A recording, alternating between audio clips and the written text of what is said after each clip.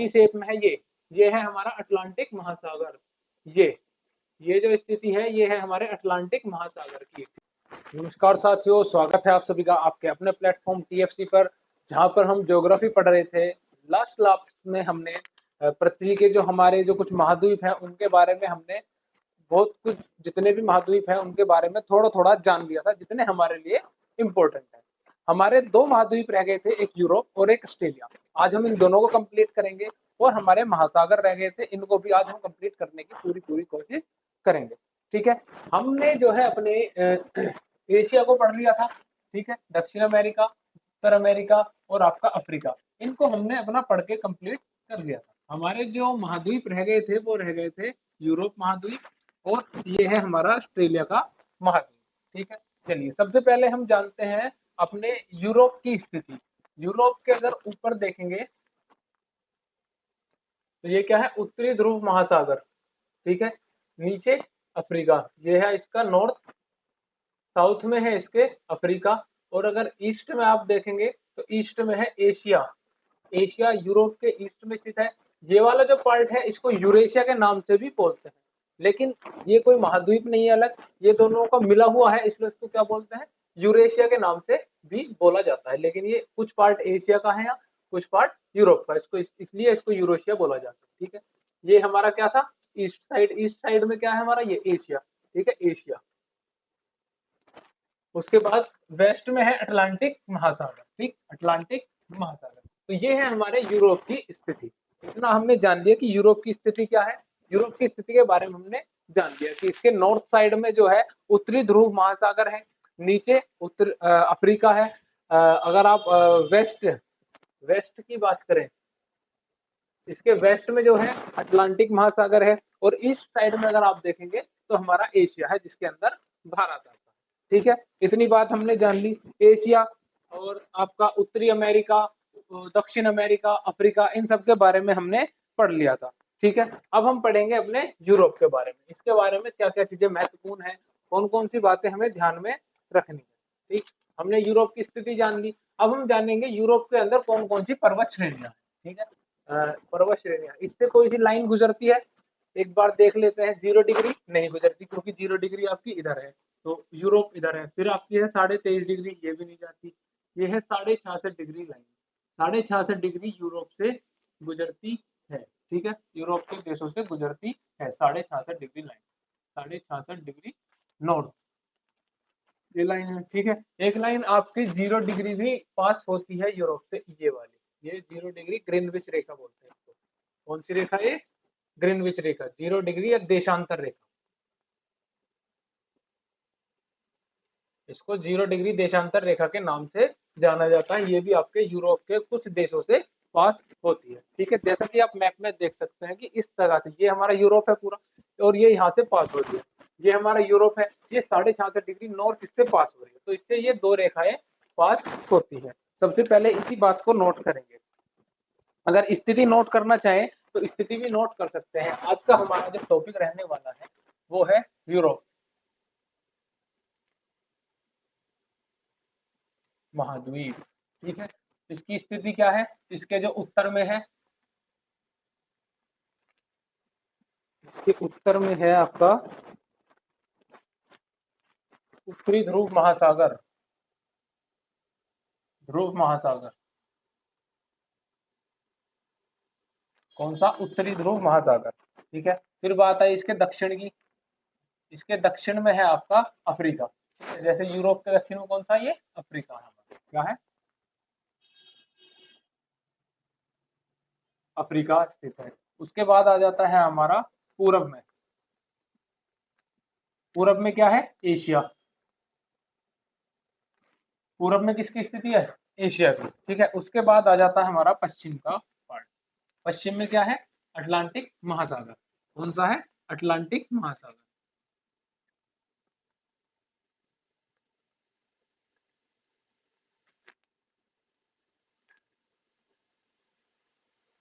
ठीक है, ये है हमारे किसकी स्थिति है? ये यूरोप की स्थिति है। ठीक है, इसको नोट डाउन कर लेंगे, चाहे तो सेंटेंस में कर लें, चाहे जैसा लिखा हुआ है ऐसे होता है। उत्तर में ध्रुव महासागर है, उत्तरी ध्रुव महासागर है।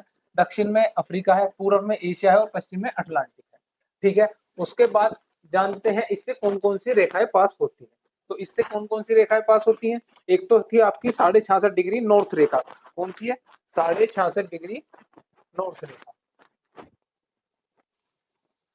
66.5 डिग्री नॉर्थ अक्षांश रेखा।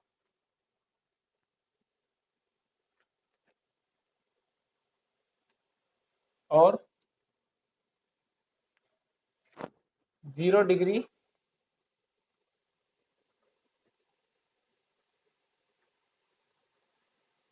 देशांतर रेखा पास या गुजरती है।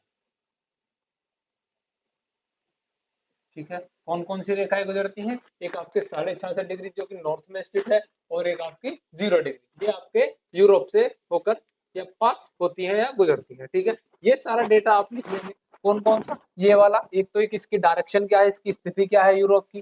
ठीक है, दूसरी इससे कौन कौन सी रेखाएं पास होती है। इसके बाद पढ़ेंगे हम यूरोप की पर्वतमाला, कि यूरोप की कौन कौन सी पर्वतमाला है, कौन कौन से शिखर हैं जिनके बारे में हमें पढ़ना है। ठीक है, पहले आप इतना नोट कर लीजिए, फिर चलते हैं हम यूरोप की पर्वतमाला की तरफ। चलिए अब पढ़ते हैं यूरोप की पर्वतमाला के बारे में, कि यूरोप की पर्वतमाला, यूरोप के पर्वत। सबसे पहला जो पर्वत पढ़ेंगे वो है आपका माउंट एटन पर्वत। ठीक है, पहला पर्वत कौन सा है? माउंट,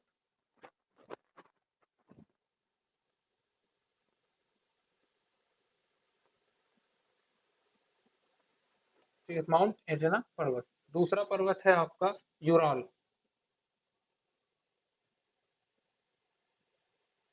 ठीक है, तीसरा है आपका प्रेनीज।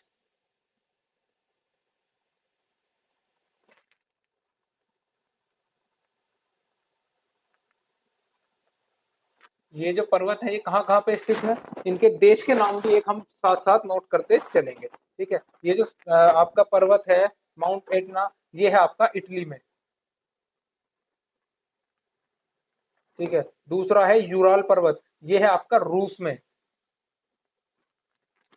उसके बाद था आपका ये प्रेनीज पर्वत, जो कि है आपका फ्रांस में।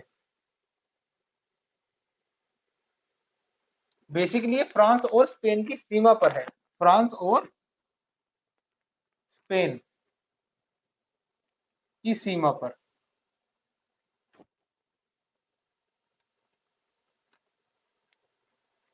ठीक है, उसके बाद आ जाता है हमारा चौथा पर्वत, जिसको बोलते हैं काकेश, काकेश पर्वत, जो आपका पड़ता है काला सागर और कैस्पियन सागर के मध्य।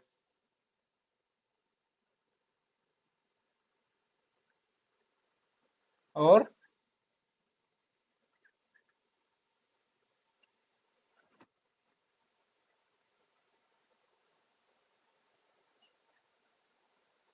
कैस्पियन सागर के मध्य।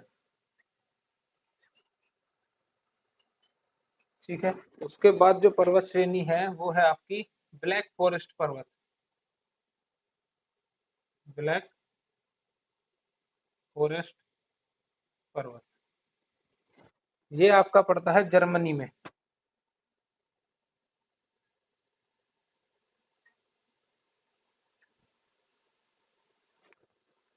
उसके बाद आता है आपका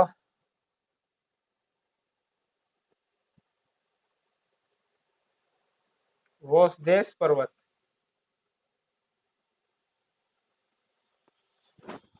जो कि आपका पड़ता है फ्रांस से जर्मनी में।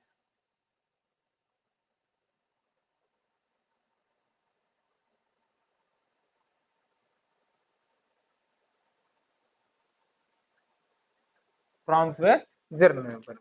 फिर आता है जूरी, सॉरी जूरा,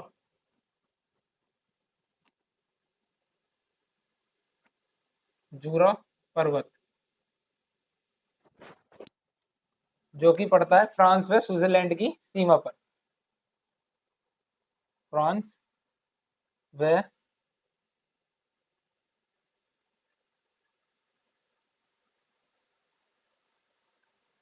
की सीमा पर। तो ये हमारे कुछ पर्वत हैं जो कि हमारे यूरोप में स्थित है। ठीक है, कौन कौन से पर्वत हैं? माउंट एटन है। कौन कौन सा है? पहला माउंट एटन है जो कि इटली में पड़ता है। फिर यूराल पर्वत है जो कि रूस में है। फिर प्रेनीज पर्वत है जो कि आपका फ्रांस और स्पेन की सीमा पर है। फ्रांस और स्पेन की सीमा पर है। ठीक है, फिर काकेश पर्वत है जो कि काला सागर और कैस्पियन सागर के मध्य पड़ता है। फिर आपका आता है ब्लैक फॉरेस्ट पर्वत जो कि जर्मनी में है। ठीक है, उसके बाद आता है वाजेस पर्वत जो कि फ्रांस व जर्मनी में है। फिर आता है जूरा पर्वत जो कि आपका फ्रांस व स्विट्जरलैंड में स्थित है। ठीक है, तो ये कुछ हमारे पर्वतों के नाम हैं। 6 से 7 पर्वत है, इनको आपको ध्यान में रखना है, ये हमारे यूरोप के पर्वत है। ठीक है, इनकी आपको लिस्ट नोट रखना है। आपसे पूछा जाएगा माउंट एटना कहाँ का पर्वत है? ठीक है, तो यूरोप का है। कहाँ स्थित है? इटली में स्थित है। तो इनके साथ साथ इनके देश के नाम भी ध्यान में आपको रखने हैं। ठीक है, चलिए, तो इतनी बात क्लियर है। अब चलते हैं हम यूरोप की नदियों के बारे में। अब पढ़ेंगे हम यूरोप की नदियों के बारे में कि यूरोप से कौन कौन सी नदी बहती है, कौन कौन सी महत्वपूर्ण नदी है जिसे हमें याद करना है। हम पढ़ेंगे यूरोप की नदियों के बारे में। किसकी? यूरोप की नदियां।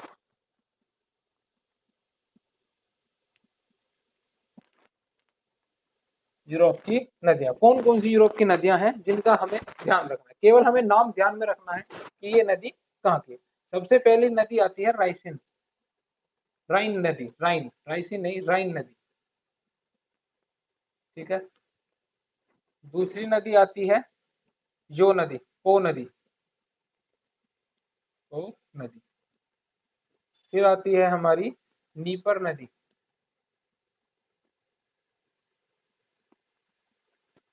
उसके बाद आती है हमारी सीन नदी।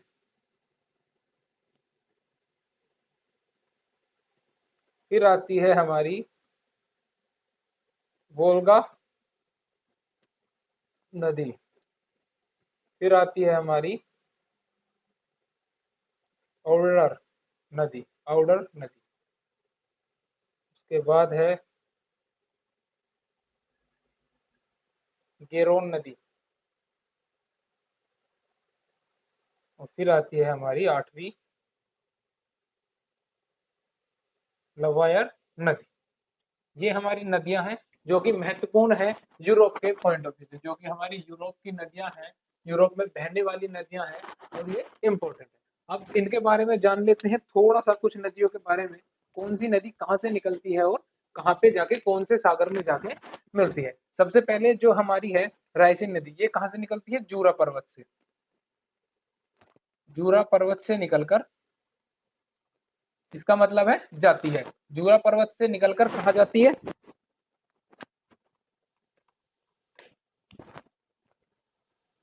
उत्तरी सागर में मिलती है। कहाँ मिलती है? उत्तरी सागर में। ठीक है, जूरा पर्वत से उत्तरी सागर में मिलती है। ठीक, फिर आती है हमारी दूसरी नदी, यह है पो नदी। पो नदी जो है इटली की गंगा कही जाती है। ये क्या कही जाती है? इटली की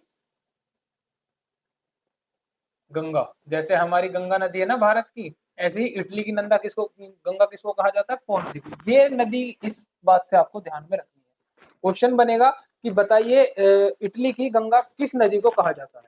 तो इनमें से कोई भी 4 ऑप्शन दे देगा तो आपको पो नदी ध्यान में रखना है कि पो नदी को इटली की गंगा कहा जाता है, या इटली की गंगा के नाम से जाना जाता है पो नदी को। ठीक है, पो नदी आपको ध्यान में रखनी है। इसके बाद आती है नीपर नदी। जो नीपर नदी है ये यूक्रेन की राजधानी की इस नदी पर स्थित है। ठीक है, जो नीपर है इस पे कौन सी राजधानी? यूक्रेन की राजधानी स्थित है इस पर। ठीक है, यूक्रेन की राजधानी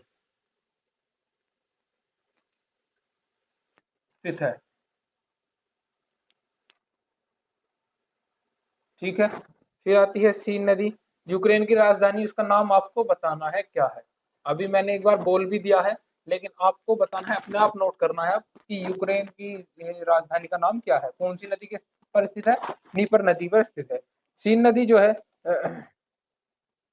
sorry sorry sorry sorry, Dnieper नहीं, ये सीन नदी के बारे में है, ठीक है, इसको इधर नोट करना, ये सीन नदी के बारे में, नहीं नहीं नहीं, नीपर के बारे में है, ठीक है ठीक है। यूक्रेन की राजधानी इसी पर स्थित है, ठीक है, इस पर नीपर भी है। जो सीन नदी है इसमें फ्रांस की राजधानी स्थित है इस पर, ठीक है, कौन की, फ्रांस की राजधानी स्थित है,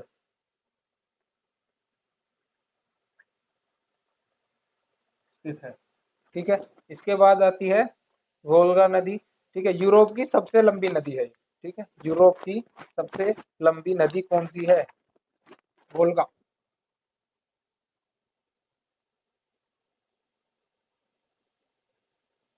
सबसे लंबी नदी, ठीक है, कौन सी है आपकी, वोल्गा नदी। फिर है ओडर नदी है, जर्मनी और पोलैंड की नदी बोलते हैं इसको, ठीक है।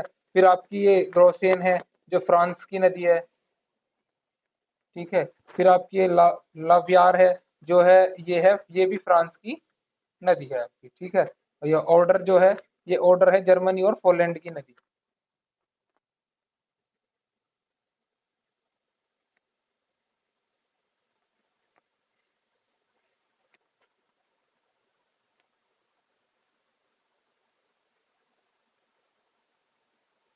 ठीक है, तो ये बातें हैं इन नदियों के बारे में जो महत्वपूर्ण है, ठीक है। तो इनके बारे में इनको भी ध्यान में रखेंगे, ये इसीलिए महत्वपूर्ण नदियां हैं क्योंकि इनके बारे में ये बातें इंपॉर्टेंट है।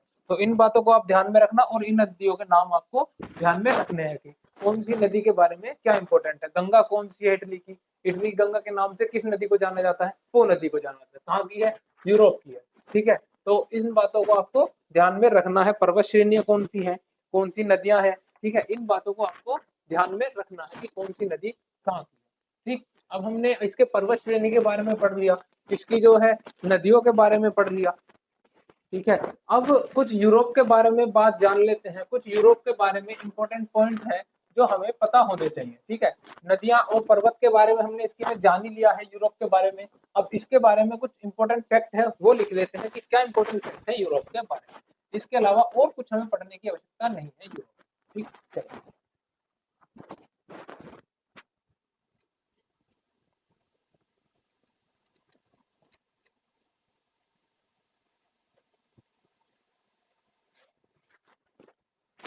चलिए अब पढ़ते हैं यूरोप के कुछ फैक्ट्स के बारे में, यूरोप के फैक्ट्स, यूरोप महाद्वीप के कुछ फैक्ट्स।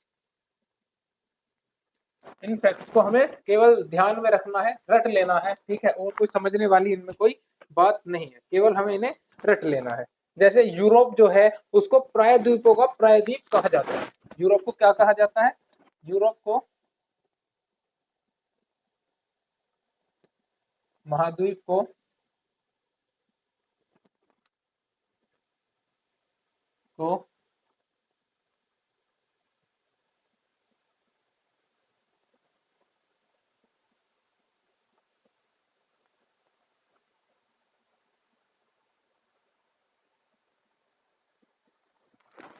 प्रायद्वीप कहा जाता है, ठीक है, क्या कहा जाता है, प्रायद्वीपों का प्रायद्वीप यूरोप को, ठीक है।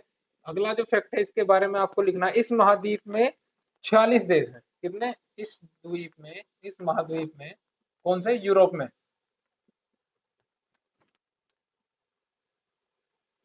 कितने देश हैं, 46 देश हैं। कितने देश हैं इसमें, 46, यूरोप में 46 देश हैं, ठीक है, लगभग 46 देश हैं। इसके अलावा विश्व का सर्वाधिक नागरिकता वाला महाद्वीप कौन सा है, यूरोप है। विश्व की सर्वाधिक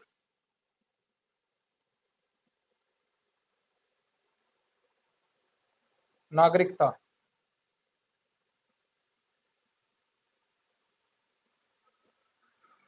वाला महाद्वीप,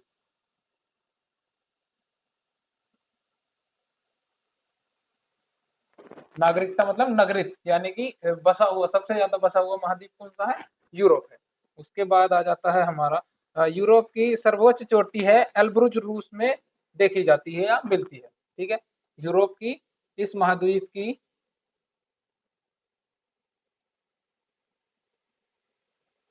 सबसे ऊंची चोटी कौन सी है?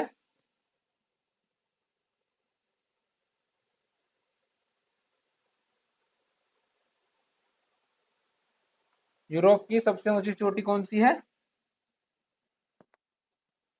एल्बर्ट, जो कि कहाँ पे है आपकी? रूस में। ठीक है, नेक्स्ट लिखेंगे।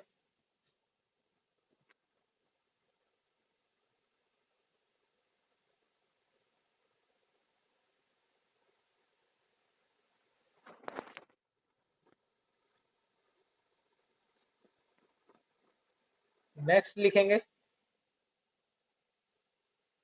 जो यूरोप का एक देश है फ्रांस, उसको क्या कहा जाता है? किसानों का देश कहा जाता है फ्रांस को।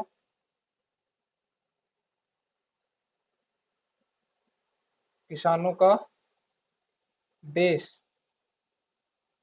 कहा जाता है, और समुद्रों की रानी भी कहा जाता है। किसकी? समुद्रों की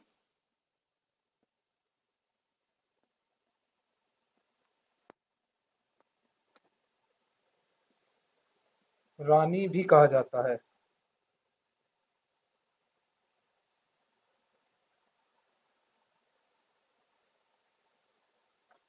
एक देश है यूरोप का, तुर्की, इसको बोला जाता है यूरोप का मरीज।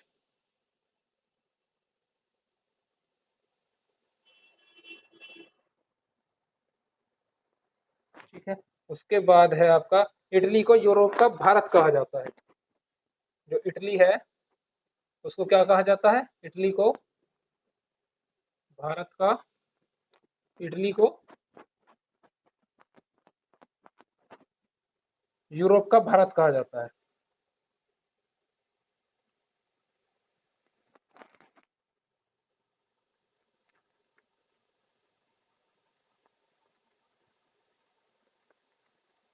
क्योंकि, क्यों कहा जाता है? क्योंकि जो इटली है वो भारत की तरह ही कृषि प्रधान देश है, क्योंकि इटली भी भारत की तरह, इटली भी भारत की तरह क्या है? कृषि प्रधान देश है।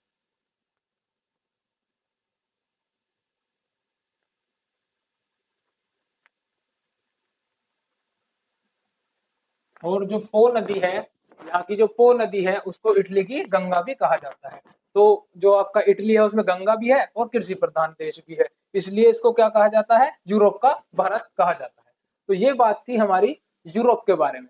अब जो हम पढ़ेंगे अपने ऑस्ट्रेलिया महाद्वीप के बारे में। यूरोप के बारे में इतनी ही बातें इंपॉर्टेंट है, ये सारी बातें आपको नोट करनी है, ये इंपॉर्टेंट फैक्ट्स हैं यूरोप के बारे में, ये आपको ध्यान में रखने हैं। दूसरा, इसकी नदियां जो है उनको खासकर आपको ध्यान में रखना है, पढ़ना है, इंपॉर्टेंट है, इनसे कई बार सवाल पूछे गए हैं। पर्वतमाला को आपको एक बार देख लेना है, कैसी कैसी पर्वतमाला है, किस किस तरह से, क्या क्या उनका नाम है और कौन कौन से देश में स्थित है। जो सब हमने क्लास में अभी डिस्कस किया है वो सब आपको बिल्कुल ध्यान में रखना है। अब हम पढ़ेंगे अपने ऑस्ट्रेलिया महाद्वीप के बारे में कि ऑस्ट्रेलिया महाद्वीप की स्थिति क्या है। चलिए अब पढ़ लेते हैं ऑस्ट्रेलिया के बारे में। देखिए ऑस्ट्रेलिया की स्थिति जो है, अगर हम ऑस्ट्रेलिया के नॉर्थ में देखें, नॉर्थ साइड में क्या है? प्रशांत महासागर है। ठीक है, ईस्ट में भी इसके प्रशांत महासागर ही है। इसको दक्षिण प्रशांत महासागर बोल देते हैं, इसको बोल देते हैं उत्तरी प्रशांत महासागर। ठीक है, इसके अगर आप नीचे की तरफ यानी कि साउथ में देखें, साउथ, ये नॉर्थ है, ये ईस्ट है हमारा, ईस्ट।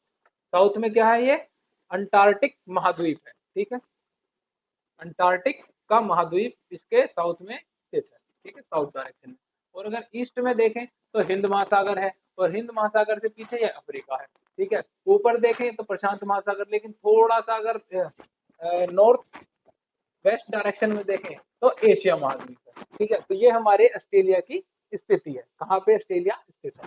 ठीक है, नॉर्थ में और ईस्ट में दोनों साइड में इसके क्या है? प्रशांत महासागर है। ठीक है, प्रशांत महासागर है। उत्तरी प्रशांत महासागर है, ये कौन सा? उत्तरी प्रशांत महासागर। ठीक, और ये है दक्षिणी प्रशांत महासागर। वैसे अगर बेसिकली देखा जाए तो इसके नॉर्थ में हम जो मानते हैं या मानना चाहिए, हमें एशिया को मानना चाहिए। ठीक है, क्योंकि ये जो छोटे छोटे देश है, ये छोटे छोटे, ये सब क्या है? एशिया का पार्ट है। ठीक है, लेकिन ये विजिबल नहीं हो पाते अच्छी तरह, ठीक है, दूर से आप देखेंगे। लेकिन प्रशांत महासागर जो है, ये इतना पार्ट ये प्रशांत महासागर का है, ये इजीली हमें विजिबल है, तो हम इसको इजीली देख सकते हैं।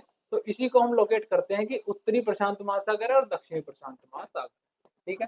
वैसे एशिया भी नोट कर सकते हैं कि केवल हमको एक स्थिति जाननी है कि जो ऑस्ट्रेलिया है, अगर हम माइंड में एज्यूम करने लगे कि एशिया जो ऑस्ट्रेलिया उसकी स्थिति कहाँ है, तो आप कहाँ सोचेंगे, एशिया के नीचे है, ठीक है, प्रशांत महासागर है, नीचे जो है अंटार्कटिका महाद्वीप है, और जो वेस्ट साइड है उसमें कौन सा है, हिंद महासागर है, ठीक है। तो इस बात को ध्यान में रखेंगे ऑस्ट्रेलिया की स्थिति क्या है। एक बात, सबसे छोटा महाद्वीप है, ठीक है, कोई भी महाद्वीप ऑस्ट्रेलिया से छोटा नहीं है। सबसे छोटा महाद्वीप कौन सा है हमारा, ऑस्ट्रेलिया है, ठीक है, सबसे छोटा महाद्वीप है, सबसे छोटा महाद्वीप है, छोटा महाद्वीप, ठीक है। तो हमने इसकी स्थिति के बारे में जान लिया। अगर आप लिखना चाहें तो इसकी नॉर्थ ईस्ट वेस्ट डाल के लिख सकते हैं कि नॉर्थ में एशिया है, साउथ में जो है अंटार्कटिका महाद्वीप है, ईस्ट में प्रशांत महासागर है, और आपका जो वेस्ट साइड है उसमें हिंद महासागर है। तो ये है हमारे ऑस्ट्रेलिया की स्थिति। चलिए अब इसके बारे में कुछ थोड़ा सा नोट कर लेते हैं कि ऑस्ट्रेलिया की स्थिति क्या है, और क्या इसके बारे में हमारे लिए कुछ बातें जानने योग्य। चलिए अब पढ़ते हैं हम ऑस्ट्रेलिया महाद्वीप के बारे में। हम पढ़ेंगे ऑस्ट्रेलिया महाद्वीप के बारे में।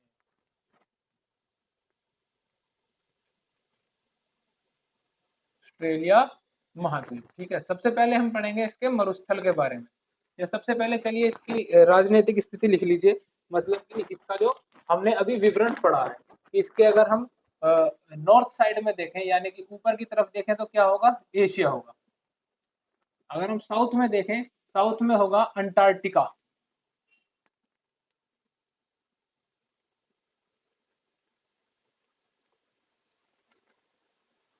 अंटार्कटिका,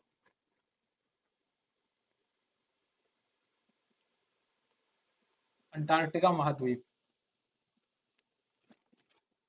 ठीक है। और अगर हम इसके ईस्ट में देखें, ईस्ट में होगा प्रशांत महासागर,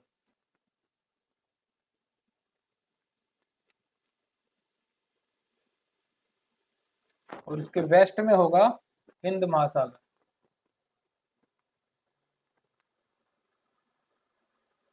ये इसकी क्या है, राजनीतिक स्थिति है, किसकी, एशिया ऑस्ट्रेलिया की, हमारे ऑस्ट्रेलिया देश की राजनीतिक स्थिति है, या फिर फिजिकल स्थिति कह लीजिए, कि हमारा जो ऑस्ट्रेलिया है इन सबके बीच में स्थित है, जो कि हमने मैप पे पढ़ लिया बड़े अच्छे से कि ये हमारा ऑस्ट्रेलिया है। इसके बारे में हमने बहुत सी बातें जान ली कि ऑस्ट्रेलिया के बारे में क्या क्या बातें इंपॉर्टेंट है, क्या क्या हमें पढ़नी चाहिए। ये देखिए, ये है हमारा ऑस्ट्रेलिया, ठीक है। अब आपको एक बार क्लियर से दिख गया होगा, थोड़ा सा ये कट रहा था, कैमरे को घुमाने की कोशिश की है थोड़ा सा। चलिए अब हम पढ़ते हैं इसके बारे में क्या क्या इंपॉर्टेंट है। ज्यादा कुछ नहीं है ऑस्ट्रेलिया के बारे में, थोड़ा है क्योंकि छोटा सा महाद्वीप है ये। इसके बारे में, ऑस्ट्रेलिया एक महाद्वीप भी है और देश भी है, ये बात तो आपको क्लियर होगी। सबसे पहले हम पढ़ेंगे इसके मरुस्थल के बारे में कि ऑस्ट्रेलिया के कौन कौन से मरुस्थल हैं जो महत्वपूर्ण है हमें पढ़ने हैं, ठीक है। सबसे पहले क्या पढ़ेंगे हम, एशिया ऑस्ट्रेलिया के मरुस्थल। बार बार एशिया जुबान पे आ रहा है। सबसे पहले पढ़ेंगे हम इसके मरुस्थल।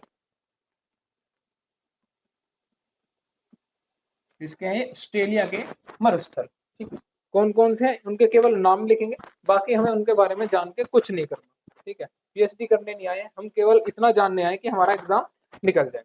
सबसे पहला जो मरुस्थल है वो है इसका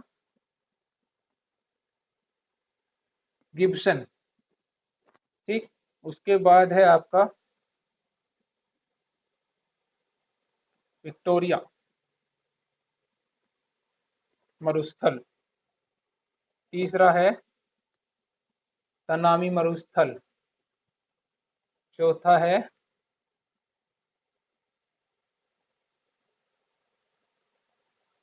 सिम्पसन मरुस्थल, पांचवा है ग्रेट सेंडी, ठीक। तो ये हमारे मरुस्थल हैं किसके, ऑस्ट्रेलिया के, ठीक। ऑस्ट्रेलिया के मरुस्थल हैं जो कि हमारे ऑस्ट्रेलिया में स्थित है, ठीक है। ठीक है, जैसे कि ये है हमारा, ये एक मरुस्थल है, तानवे मरुस्थल है, ठीक है। इस तरह से इन मरुस्थल की स्थिति, विक्टोरिया मरुस्थल है हमारा, ठीक है। और आपका ये है कुछ पर्वत श्रेणियां हैं, जैसे मैकडोनल्ड पर्वत श्रेणी है आपकी, ठीक है। एक है आपकी ये बृहत ऑस्ट्रेलिया सिंहस्थ घाटी है, ठीक। ये बृहत विभाजित पर्वत श्रेणी है। तो ये हमारे इसमें पर्वत श्रेणियां हैं, इससे ज्यादा हमें कुछ नहीं पढ़ना, ठीक है। मरुस्थल हो गए। अब हम पढ़ेंगे नदियों के बारे में कि हमारे इसकी नदियां कौन सी है और झीलें कौन सी है। नदियां और झीलें, ऑस्ट्रेलिया की नदी और झील। ऑस्ट्रेलिया की नदी और झीलें, नदी और झीलें किसकी, ऑस्ट्रेलिया की, ठीक है। तो सबसे पहले हम लिखेंगे नदी के नाम। सबसे पहले जो नदी प्रचलित है, फेमस है, या जिनके बारे में हमें जानना है, वो है जॉर्जिना नदी। फिर आती है हमारी दूसरी, जिसका नाम है आपका बारवन नदी। उसके बाद आती है तीसरे नंबर पे डार्जिलिंग नदी, डार्जिलिंग, ठीक है। फिर उसके बाद आती है हमारी झीलें, ये हो गई हमारी नदी। अब आती है हमारी झीलें। तो झीलें कौन कौन सी हैं हमारी,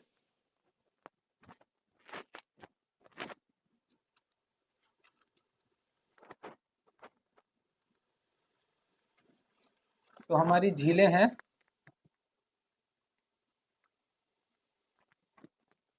पहली है जॉर्ज,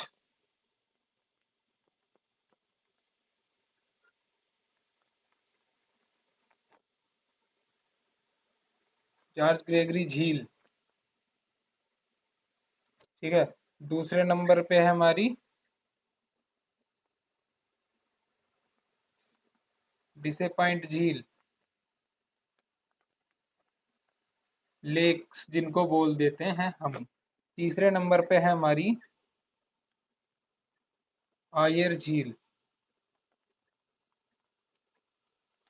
ठीक है। फिर चौथे नंबर पे है हमारी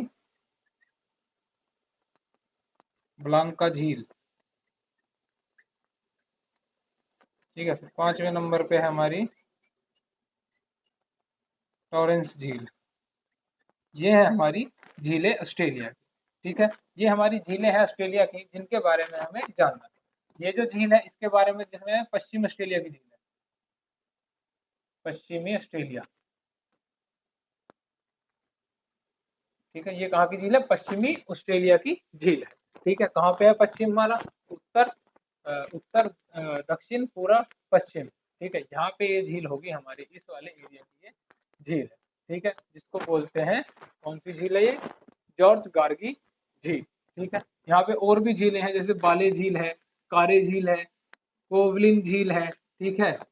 इधर हमारी एक ये झील है गार्गी वाली, ठीक। इसके बाद ये फ्रॉम झील है। तो झीलों के नाम बहुत हैं, लेकिन हमें वो पढ़ने हैं जो महत्वपूर्ण है। आप केवल इन झीलों के नाम ध्यान रखें, इनको नोट करें, नदियां हैं और ये झीलें हैं, ठीक है। ये हमारे ऑस्ट्रेलिया की स्थिति है। ऑस्ट्रेलिया की नदियां, झीलें, मरुस्थल हमने पढ़ ली।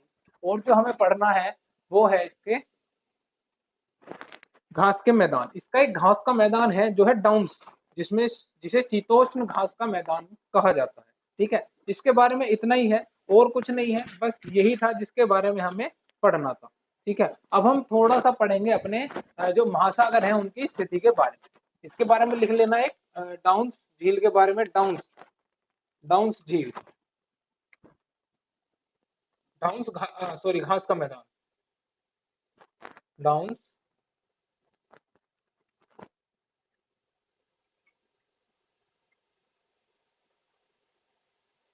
घास के मैदान,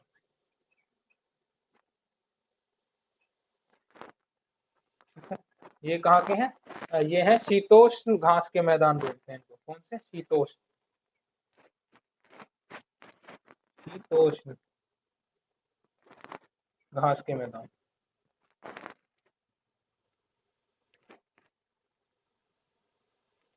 ठीक है। तो ये हो गए हमारे सारे महाद्वीप कंप्लीट। अब जो हमें पढ़ना है वो पढ़ना है हमें अपने महासागरों के बारे में, कि कौन सा महासागर कहाँ पे स्थित है। हम पढ़ेंगे अपने महासागरों के बारे में। चलिए देखते हैं हमारे सारे महासागरों की स्थिति। कौन सा महासागर कहाँ पे लोकेटेड है। ऑस्ट्रेलिया पढ़ लिया, एशिया पढ़ लिया हमने, जो है आपका यूरोप पढ़ लिया, दक्षिण अमेरिका पढ़ लिया, जितने भी हमारे महाद्वीप थे वो सब पढ़ लिए। ठीक है, अब हम पढ़ेंगे अपने महासागरों के बारे में। सबसे पहला जो महासागर है वो है प्रशांत महासागर। ये है आपका प्रशांत महासागर की स्थिति। ये कौन सा है? प्रशांत महासागर। ठीक है, एक तो ये और ये इधर की तरफ, ये दोनों हैं, दोनों नहीं ये एक ही है, क्योंकि पृथ्वी हमारी गोल है, तो जब इसको ऐसे गोल करेंगे दोनों आपस में जाकर मिल जाएंगे ना, तो ये क्या हो जाएंगे? हमारे प्रशांत महासागर। ठीक है, प्रशांत महासागर।